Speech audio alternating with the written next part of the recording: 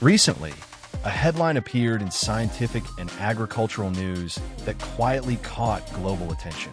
The United States Department of Agriculture, through USDA/APHIS and the Food and Drug Administration, commonly known as the FDA, approved a new type of tomato for cultivation and sale. This tomato is not red. It is deep purple. For many people, this raised immediate curiosity and concern. Why is the tomato purple? What does bioengineered actually mean? Who approved it and why? And most importantly, what does this approval really mean for everyday people? This video is not designed to promote this tomato. It is also not designed to frighten you. At Info Beyond Borders, our goal is simple: to explain complex developments calmly, clearly, and without bias. Today, we will break down what purple tomatoes are, how they were created, what USDA and FDA approval truly means, what science currently says about safety, and why this development matters in the larger picture of global food systems. Let's begin by understanding the tomato itself. A purple tomato is not a tomato that has been dyed, painted, or artificially colored after harvest. The purple color comes from inside the fruit itself. This color is caused by anthocyanins, naturally occurring pigments that give many fruits and vegetables their red, purple, or blue colors. You already consume anthocyanins when you eat foods like blueberries, blackberries, purple grapes, red cabbage, purple sweet potatoes. Traditional red tomatoes contain very small amounts of anthocyanins, mostly limited to the skin. The purple tomato was developed so that the entire fruit, skin, and flesh produces anthocyanins naturally.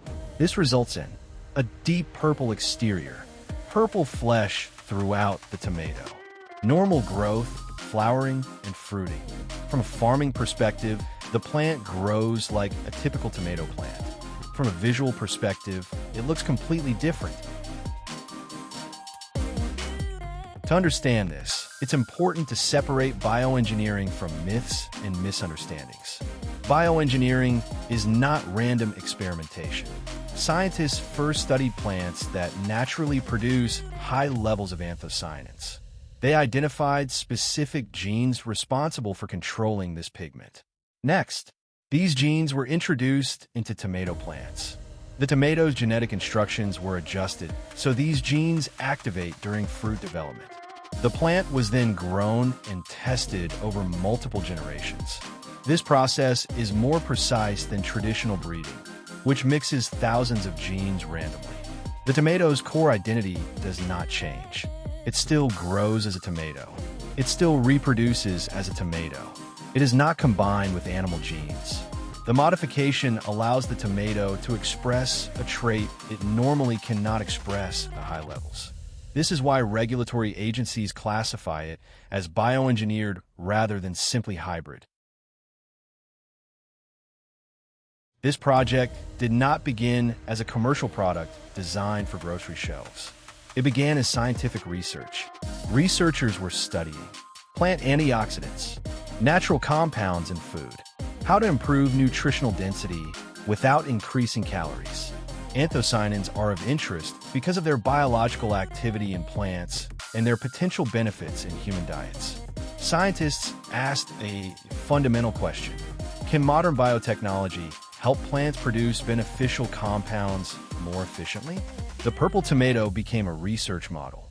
Other motivations included reducing food waste by extending shelf life, studying plant stress resistance, exploring climate-resilient crop traits.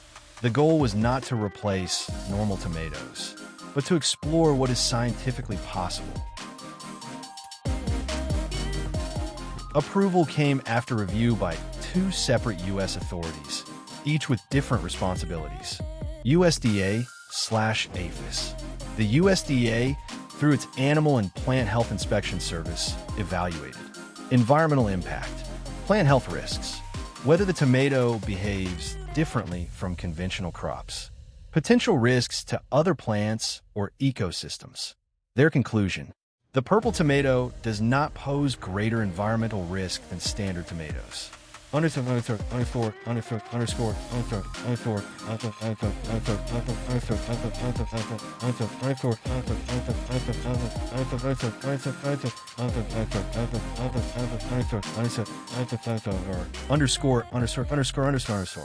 FDA. The FDA conducted a food safety evaluation examining a nutritionnelle composition, chemical changes, potential allergens, toxic compounds. The FDA concluded that the tomato is nutritionally comparable to conventional tomatoes. No unexpected harmful substances were detected. Important clarification. Approval means permission to sell and consume. It does not mean medical endorsement. Health claims approval. Mandatory consumption. Consumers retain full choice. Anthocyanins are part of a group of compounds called flavonoids. In plants, they help protect against ultraviolet light, deter pests, reduce oxidative stress. In human nutrition, anthocyanins are being studied for antioxidant properties, cellular protection, inflammation-related processes. However, it is crucial to be precise. Anthocyanins are not medicines. They do not cure disease. Their effects depend on overall diet, lifestyle, quantity consumed. Purple tomatoes simply contain more anthocyanins than red tomatoes.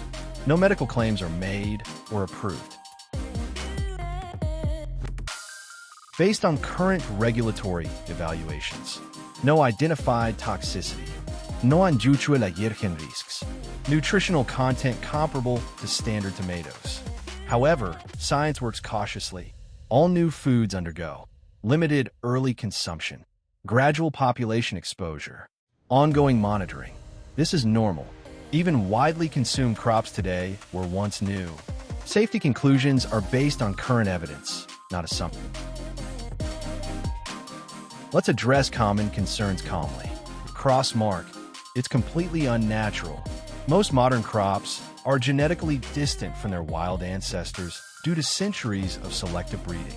Crossmark. It changes human DNA. Food does not rewrite human genetic material. Crossmark. It's secretly dangerous. No evidence currently supports this claim. That said, heavy check mark, transparency matters. Heavy check mark, label.